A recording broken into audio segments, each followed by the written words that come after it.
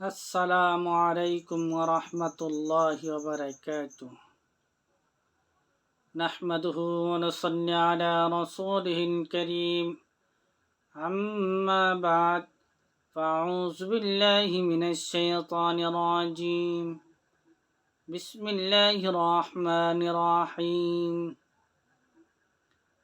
আমি আপনাদের সামনে আবারও হাজির হলাম আয়ুর্বেদিক পদ্ধতিতে সর্দি জ্বরের চিকিৎসা নিয়ে আয়ুর্বেদিক পদ্ধতিতে সর্দি জ্বরের চিকিৎসা নিয়ে এই জ্বরের আলামত কি এবং তার চিকিৎসা কি কি আমি আপনাদের সামনে বিস্তারিতভাবে বলবো।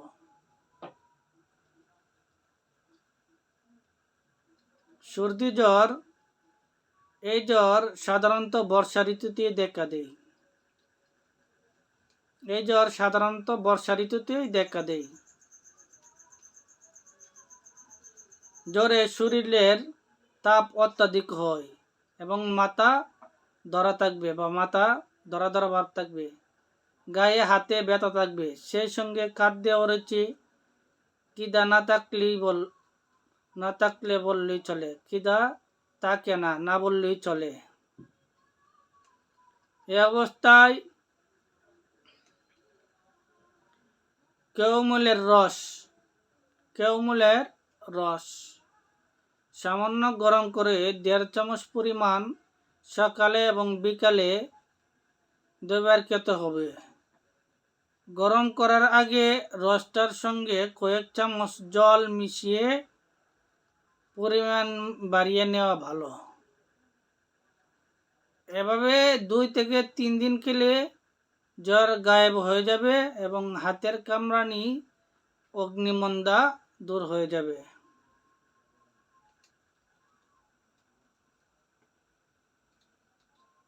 দুই নম্বর চিকিৎসা হলো ঠান্ডা লেগে বা জলে ভিজে হঠাৎ জ্বর ভাব অরুচি, সেই সঙ্গে একটা অস্বাভাবিক ভাব হলে 10 গ্রাম কাঁচা অচ্ছক পাতা হালকা করে পিষে নিবে বা ছোট করে কুচিয়ে নিলেও হবে। 4 কাপ জলে কাত করে ছেঁকে ঠান্ডা করে সেই আধা কাপ মাত্রায় নিয়ে নিবে। যখন আধ কাপ হয়ে যাবে তখন তাহা নামিয়ে নিবে।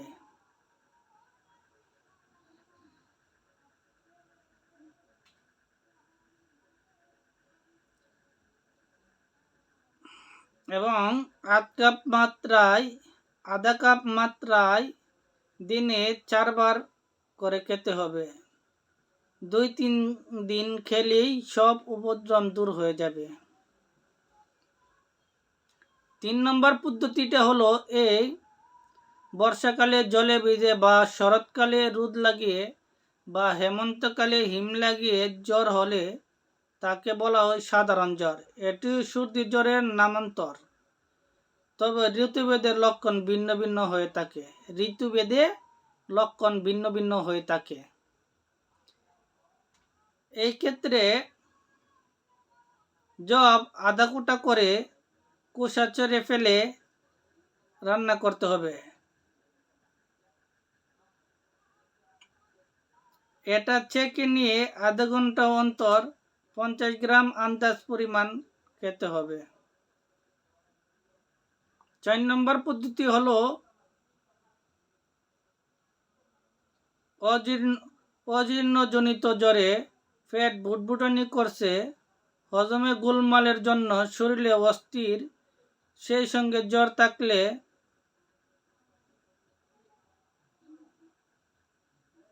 চিনির চাল 15 থেকে 20 গ্রাম 5 কাপ জলে সেদ্ধ করে আন্দাজ 4 কাপ থাকতে নামিয়ে ছেঁকে জলটা দিনে রাতে পিপাসার সময় এবং খাওয়ার সময় খেতে হবে। এর দ্বারা আপনার শরীরের জ্বরটা সেরে যাবে।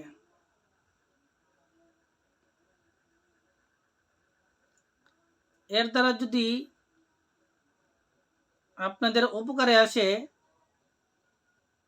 আমি যেইভাবে বললাম এভাবে চিকিৎসা করার মাধ্যমে যদি আপনাদের উপকারে আসে, তাহলে লাইক, শেয়ার এবং সাবস্ক্রাইব করে আমার পাশে থাকবেন এবং বেল আইকনে নোটিফিকেশনটি বাজিয়ে দিবেন এবং কমেন্টের মাধ্যমে আমাকে উৎসাহিত করবেন।